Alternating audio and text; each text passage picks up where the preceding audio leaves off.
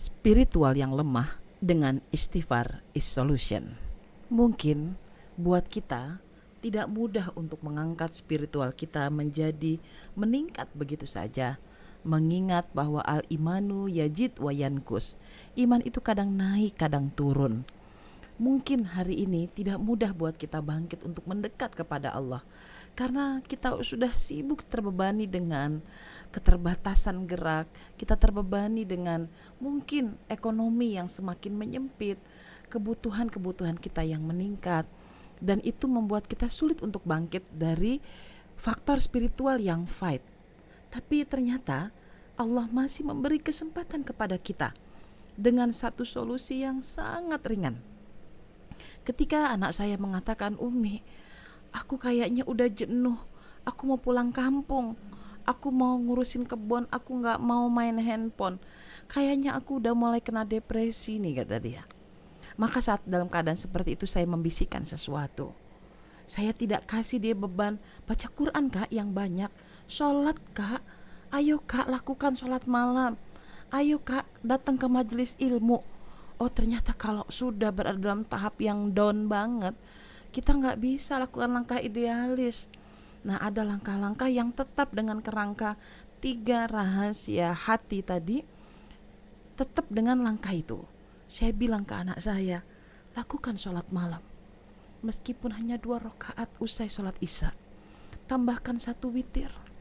Atau kalau gak sempat sholat malam, 1 kali witir saja ba'da sholat isya. Atau boleh melakukannya yaitu jelang beberapa menit lagi datang waktu subuh.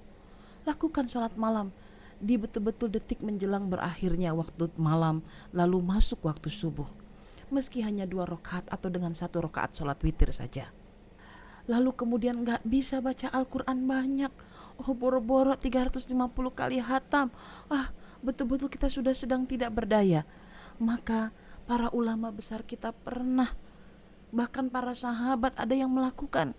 Ketika seorang sahabat menjadi imam sholat dan bacaannya hanyalah Qul huwallahu ahad, surah Al-Ikhlas terus, sampai membuat sahabat bilang kepada Rasulullah, kami bosan, ia selalu membacanya surat Al-Ikhlas terus, aku tidak mengerti, mungkin dia tidak hafal bacaan yang lain ya Rasulullah.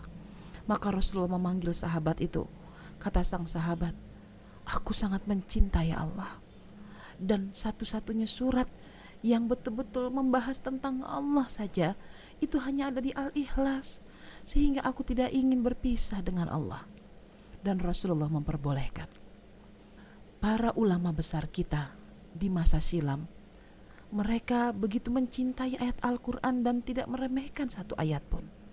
Ada kalanya mereka membaca 1 ayat yang diulang-ulang pada setiap bacaan rokaatnya.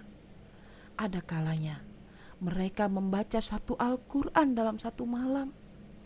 Ada kalanya mereka hanya sholat 1 rokaat dengan bacaan yang diulang-ulang sampai ratusan kali dan ayatnya itu saja. Jadi cara itu pun ternyata bisa kita lakukan. Menuntut ilmu, ya Allah gak sempat datang ke majelis ilmu, gak punya kuota buat browsing internet, baca tulisan apapun, bacaan apapun yang ada di rumah kita, lalu bilang sama Allah, ya Allah kasih saya hidayah dengan apa yang ada di sekitar saya. Mungkin bukan bacaan kitab, tapi bacaan tentang peristiwa kehidupan di setengah orang di sekitar kita bisa menjadi inspirasi ilmu buat kita. Nah dalam kondisi seperti itu yang dialami juga oleh anak saya, dia bilang kayaknya aku depresi, padahal mungkin saya juga termasuk ya. Tetapi saya katakan pada mereka, Umi punya rahasianya.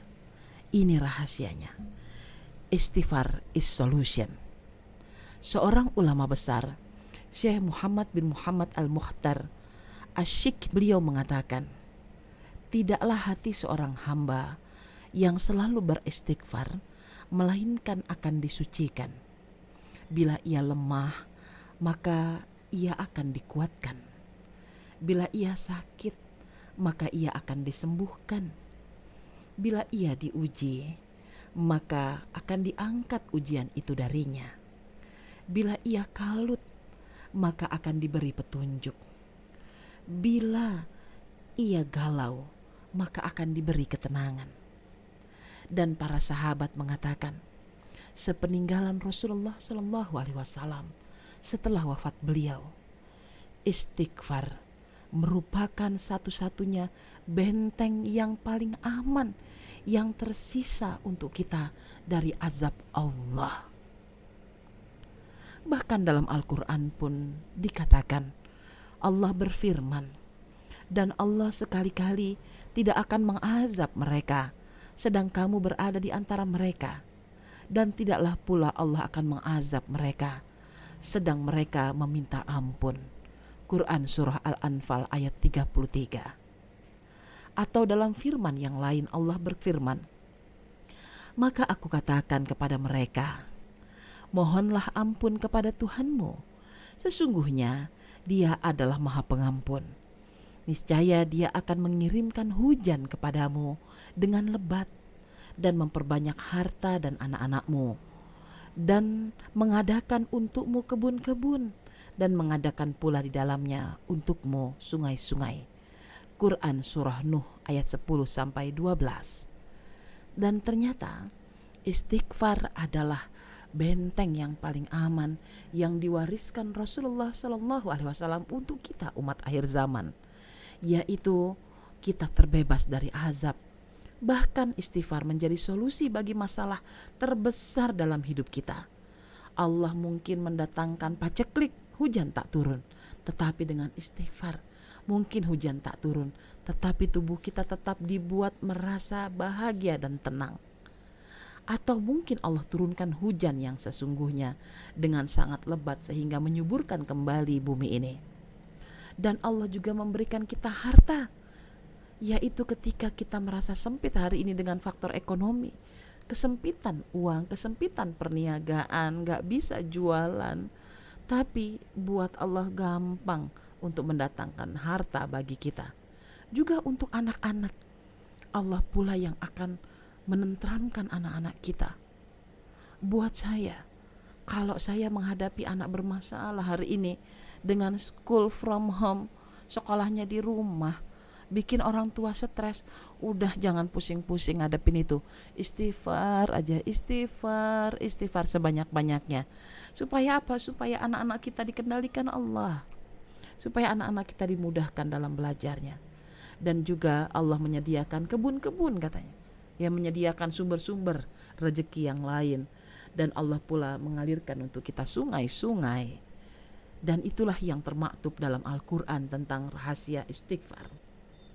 Ulama besar Ibnu Katsir rahimahullah berkata, barang siapa yang menghiasi dirinya dengan amalan ini, yaitu memperbanyak istighfar, maka Allah akan mempermudah rezekinya, memudahkan urusannya, dan menjaga kekuatan jiwa dan raganya.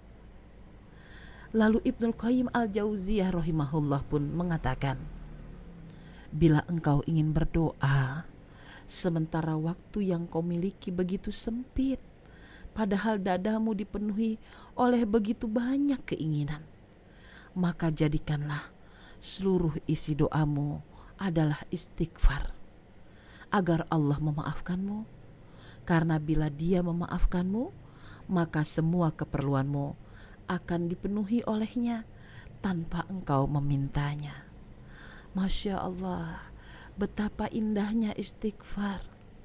Jadi ternyata ketika kita waktunya sempit, ya Allah maunya banyak, saya pengen begini, harus itu begini, kapan ini bisa berakhir? Dalam kondisi kayak gitu, udah gak usah nanyain apa yang kita inginkan, sibukkan saja hari-hari kita istighfar. Astagfirullahalazim, astagfirullahalazim, astagfirullahalazim. Itu dijadikan zikir kesukaan kita yang terbaik, agar Allah menguatkan kita, mempermudah pintu rezeki kita, memudahkan semua urusan kita yang rumit. Dan insya Allah bahkan kita sudah mendapatkan sebelum kita mengangkat kedua tangan kita untuk meminta kepada Allah.